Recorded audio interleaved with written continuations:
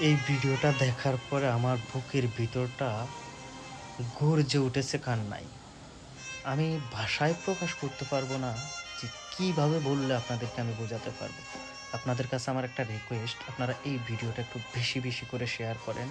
আর ওনার পরিচিত কেউ যদি থেকে থাকেন, আমার সাথে আমার এই পেজে আমার WhatsApp নাম্বার দেওয়া আছে। আপনারা আমার সাথে একটু যোগাযোগ করাইয়া দেন।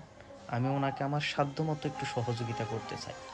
উনি একজন বয়স্ক মানুষ, বৃদ্ধ হয়ে গেছে। উনি একজন প্রতিবন্ধী দেখে বোঝা যাচ্ছে। এই বয়সেও তাকে জীবিকার ভার কাঁধে নিয়ে রিক্সা চালাতে হচ্ছে।